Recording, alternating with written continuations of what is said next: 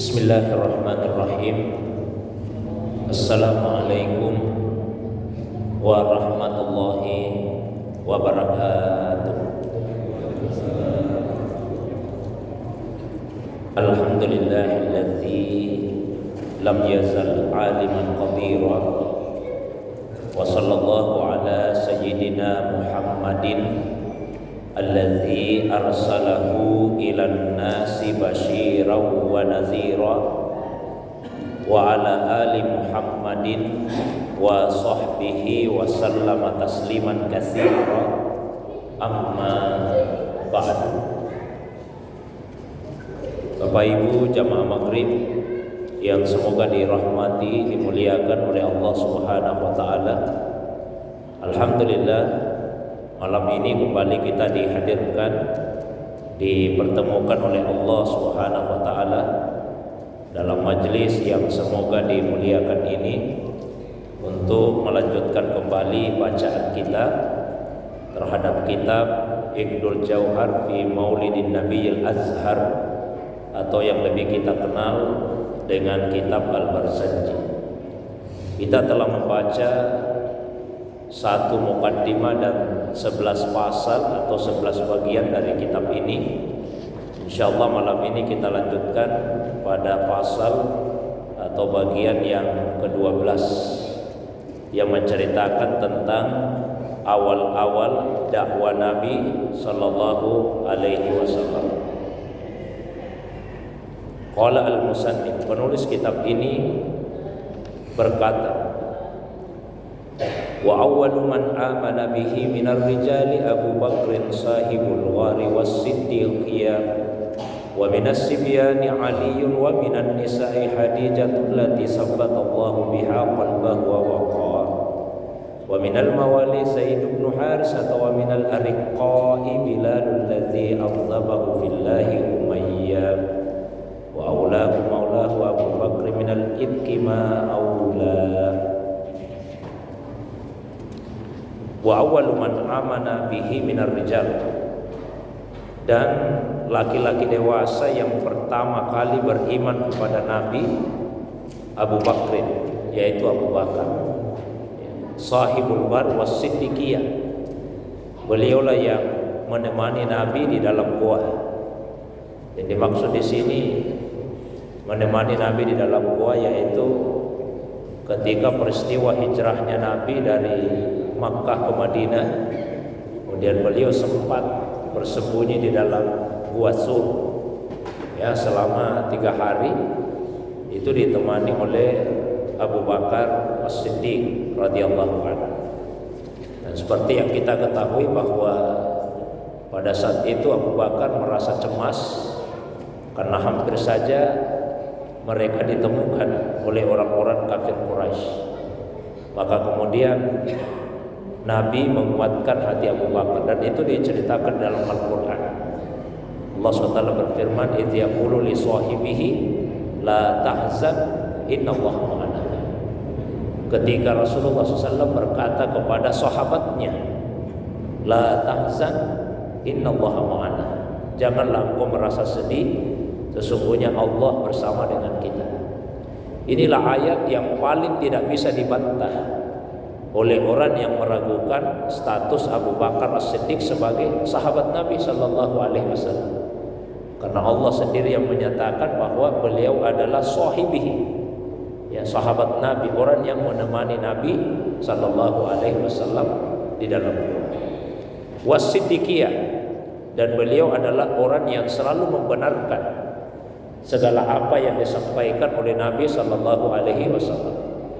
Terutama tentu ketika Rasulullah SAW diperjalankan oleh Allah pada peristiwa Isra Mi'raj, dan ketika itu bukan hanya orang-orang kafir Quraisy yang mendustakan Nabi, tapi orang-orang yang beriman pun kemudian merasa ragu dengan apa yang diceritakan oleh Nabi SAW.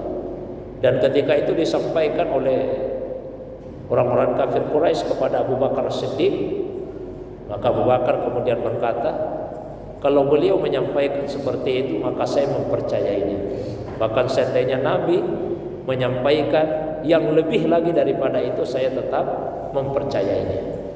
Maka ketika itulah Rasulullah SAW memberikan beliau gelar As-Siddiq, ya, orang yang selalu membenarkan apa yang disampaikan oleh Nabi Sallallahu Alaihi Wasallam. Wa minas sibyan, kemudian yang pertama beriman dari kalangan anak-anak Aliun, yaitu Imam Ali karramallahu wajhah. Beliau adalah putra dari Abu Talib, pamannya Nabi Sallallahu Alaihi Wasallam. Tapi sejak kanak-kanak beliau tinggal bersama dengan Nabi Sallallahu Alaihi Wasallam, hidup dalam pemeliharaan Nabi Sallallahu Alaihi Wasallam.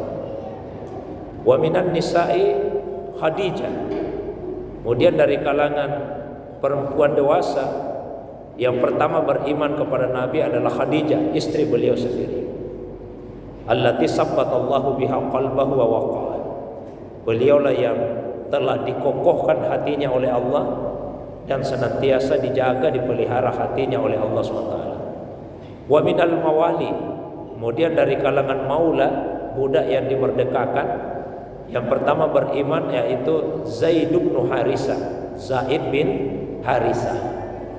Ya, beliau adalah maula Nabi Sallallahu Alaihi Wasallam. Ya, bahkan Nabi memperlakukannya seperti anak kandungnya sendiri. Bahkan Zaid ini dijadikan oleh Nabi sebagai anak angkat. Sebelum itu dilarang oleh Allah Subhanahu wa taala. Sehingga ketika dijadikan sebagai anak angkat, maka panggilannya berubah menjadi Zaid bin Muhammad. Zaid bin Muhammad dinisbahkan kepada nama Nabi SAW, sampai kemudian turun ayat, maka Muhammadun aba ahadim min rijalikum walakin Rasulullah wa khataman nabiyyin. Ya, Muhammad itu Allahumma bukanlah bapak salah seorang laki-laki di antara kalian, tapi beliau adalah utusan Allah dan penutup nabi-nabi.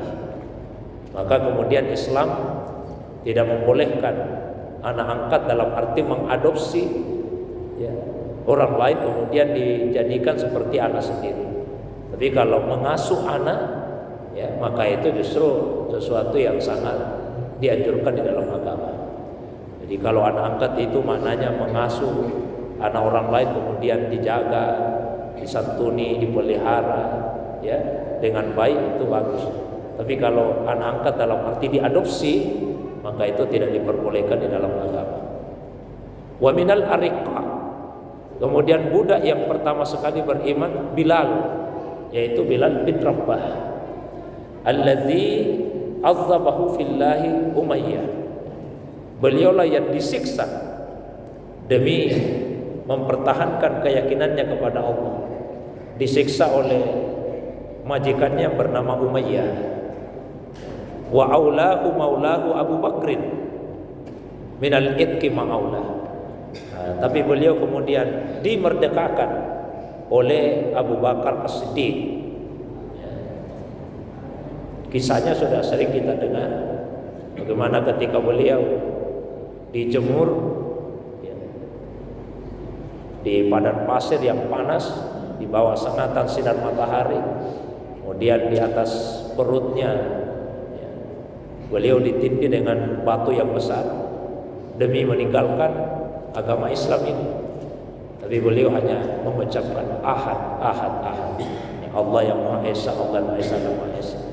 Ketika Abu Bakar kemudian melihat hal tersebut, beliau kemudian membeli Bilal dari majikannya Umayyah, lalu kemudian memerdekakannya. Inilah orang-orang pertama yang beriman kepada Nabi SAW. Dari kalangan laki-laki dewasa Abu Bakar, dari kalangan anak-anak Ali bin Abi Thalib, dari kalangan perempuan dewasa Khadijah Al-Kubra, kemudian dari kalangan maula, ya, yaitu Zaid bin Harisah, dan dari budak Bilal bin Rabah. Summa aslama Utsman wa Sa'dun wa Sa'idun wa Talha wa ibnu Aufin wa ibnu ammatihi Safiyah. Setelah itu kemudian masuk Islamlah beberapa sahabat yang lain, ya, seperti Utsman bin Affan, Sa'ad, Sa'id, Talha bin Ubaidillah, kemudian Ibnu Auf, ya, Abdurrahman bin Auf, dan anak pamannya itu Safiyah. wa ghairuhum mimman anhalahu siddiqur rahiqat tasdiq wa salah. Dan beberapa sahabat yang lain, mereka semua masuk Islam itu karena jasa Abu Bakar Siddiq. Jadi Abu Bakar adalah orang terpandang pada masa itu, sehingga ketika beliau masuk Islam, mudah baginya untuk mengajak orang-orang lain untuk juga masuk Islam. Wa mazalat ibadatuhu sallallahu alaihi wasallam wa ashabuhu makhfiyah. Dan pada awalnya ibadah yang dilakukan oleh Nabi sallallahu alaihi wasallam dan sahabat-sahabatnya itu dilakukan secara sembunyi-sembunyi karena kekhawatiran diganggu oleh orang-orang kafir Quraisy. Hatta unzilat alaihi fasda bima tu'mar fajahara bidu'ail khalqi ila Allah. Sampai kemudian turunlah ayat fasda bima tu'mar, maka sampaikanlah secara terang-terangan apa yang disampaikan, apa yang diperintahkan kepadamu ya Muhammad. Nah, sejak ayat itu turun, Nabi ubah pola dakwanya. Yang tadinya sembunyi-sembunyi, beliau mulai berdakwah secara terang-terangan. Yang tadinya dakwah itu dilakukan secara personal, maka beliau kemudian mulai berdakwah secara massal. Awalnya beliau kumpulkan terutama keluarga-keluarga dekatnya, kemudian beliau naik ke atas bukit Safa, lalu beliau bertanya, kalau saya berkata dari balik bukit ini ada musuh yang akan datang menyerang, apakah kalian percaya kepada saya? Semua yang hadir langsung berkata, kami percaya, karena kamu orang jujur ya Muhammad. Tidak pernah sekalipun kami mendapatimu berdusta. Tapi untuk apa kami dikumpulkan saat ini?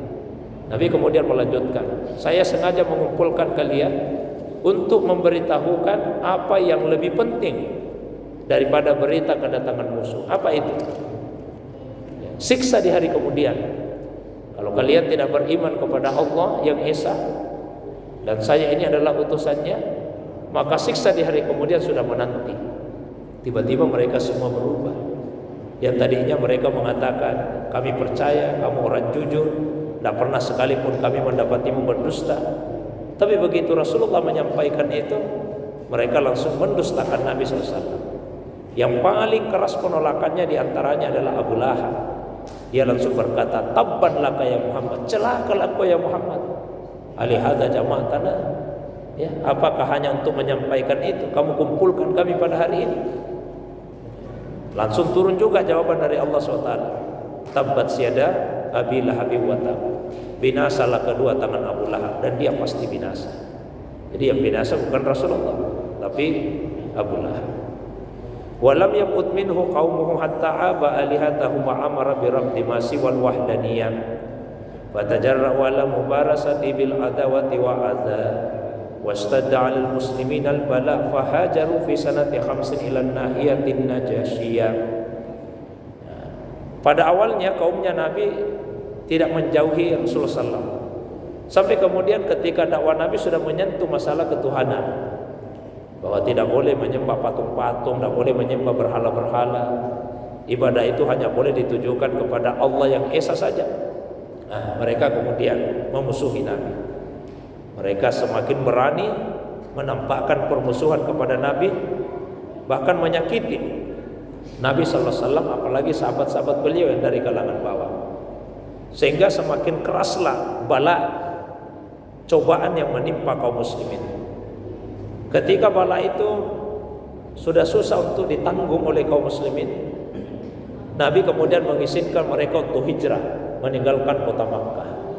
Hijrah pertamanya kaum muslimin itu ke satu negeri yang bernama Najasyi atau Habasyah, Ethiopia sekarang ini, yang rajanya adalah orang Nasrani, dan mereka memperlakukan sahabat yang hijrah ke sana dengan cara yang sangat baik. Nah, di antara yang hijrah ke sana itu sepupunya Nabi, saudara dari Ali bin Abi Thalib, yaitu Ja'far bin Abi Thalib. Wa hadaba alaihi ammuhu Abu Talib fahabahu kullu minal qaumi wa tahaba. Nabi masih selamat dalam arti beliau katakanlah tidak dibunuh, karena beliau masih dijaga oleh pamannya Abu Talib. Abu Talib ini masih dihormati, disegani ya, oleh suku-suku di Arab pada masa itu. Beliaulah yang selalu membela Nabi SAW. Suatu waktu mereka datang membujuk Abu Talib untuk menyerahkan Nabi SAW. Maka Abu Talib kemudian menyampaikan itu kepada Nabi. Apa kata Rasul? Wahai paman, seandainya matahari diletakkan di pundak kananku, bulan di pundak kiriku, demi saya tinggalkan agama ini, maka saya tidak akan pernah meninggalkannya. Akhirnya kata Abu Talib, kalau begitu teruskan dakwamu itu ya Muhammad, saya akan senantiasa memberikan pembelaan kepadamu. Sehingga sekalipun beliau secara zahir tidak mengucapkan syahadat, tapi pembelaan Abu Talib terhadap Nabi sallallahu alaihi wasallam itu tidak diragukan lagi. Wa furida alaihi qiyamu ba'di minas sa'atil lailiyah. Pada awalnya ibadah yang diwajibkan kepada Nabi itu adalah melaksanakan salat di malam hari. Jadi pada awalnya salat itu di waktu malam. Jika misalnya turun ayat qumil laila illa qalila, ya, salatlah di malam hari kecuali hanya sedikit dari waktu malam. Summa nusiha biqaulihi ta'ala faqra'u ma tayassara minhu wa aqimus shalah. Kemudian perintah itu dinasakh dengan turunnya ayat bacalah yang mudah bagimu dan dirikanlah salat. Maka mulai Nabi melaksanakan salat. Salatnya seperti apa? Wa furida alaihi rak'atani bil ghada wa rak'atani bil asyiyah. Jadi salat yang diwajibkan itu 2 rakaat di waktu pagi dan 2 rakaat di waktu sore, di waktu petang. Ini ibadah yang diwajibkan, 2 rakaat pagi, 2 rakaat petang. Awalnya salat malam, setelah itu dinasah, kemudian 2 rakaat pagi, 2 rakaat petang. Summa nusiha bi ijabi salawatil khamsi fi lailati masra. Kemudian salat 2 rakaat pagi, 2 rakaat petang tadi dinasah, dihapus lagi dengan kewajiban salat 5 waktu dalam sehari semalam. Yang pertama kali diwajibkan pada malam Isra Mi'raj tersebut. Jadi seperti itu kronologis perintah salat dan kewajiban salat kepada Nabi sallallahu alaihi wasallam sampai hari ini. Ya. Kewajiban salat bagi umat Islam yaitu 5 kali dalam sehari semalam.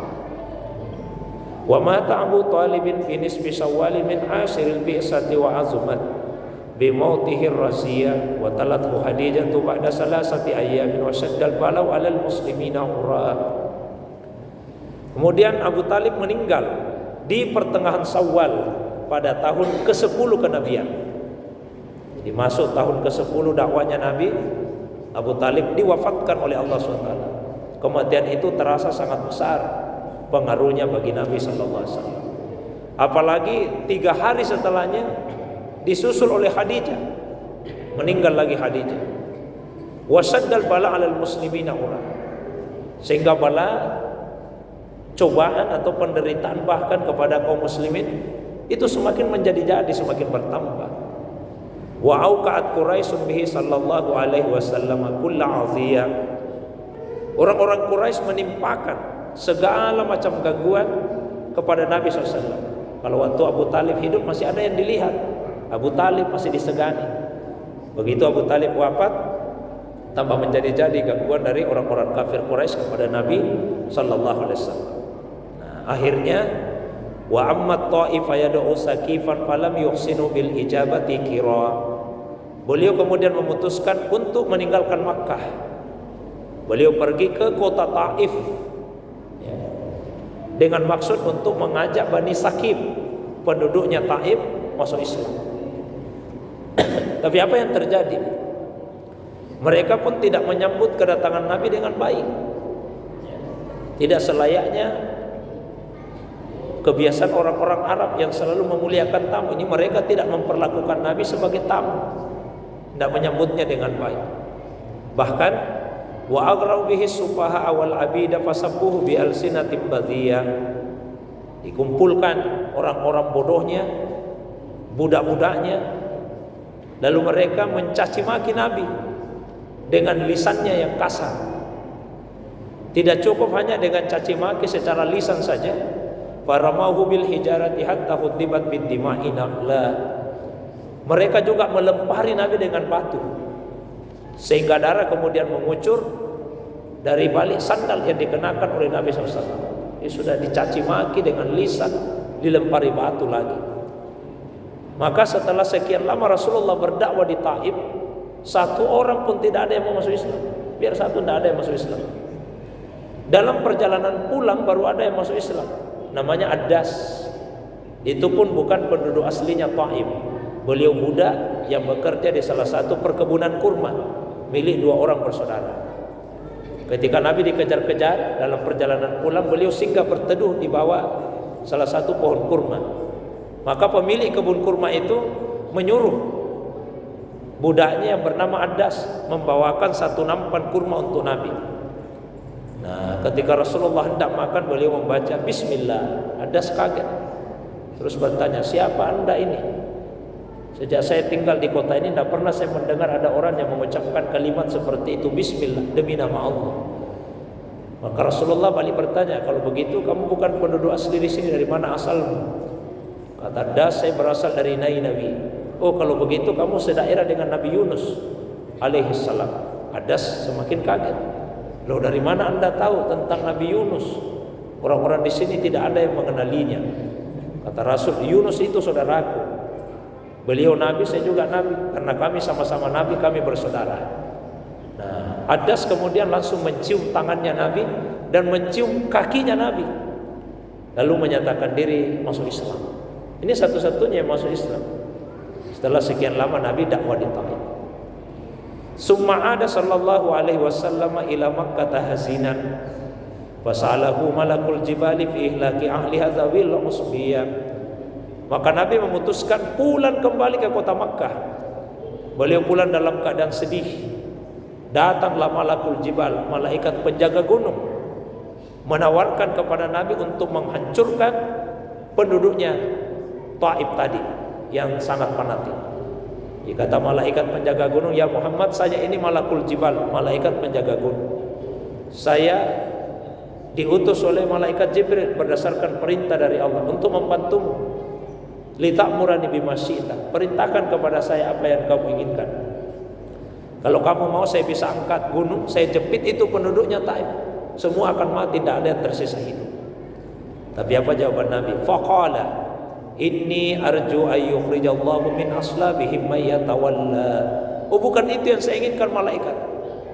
Justru saya sangat berharap, saya berdoa kepada Allah, mudah-mudahan Allah mengeluarkan dari tulang sulbi mereka anak keturunan yang mau beriman, ya, yang mau beriman, yang mau membela agama Allah Subhanahu wa taala. Ini akhlaknya Rasul.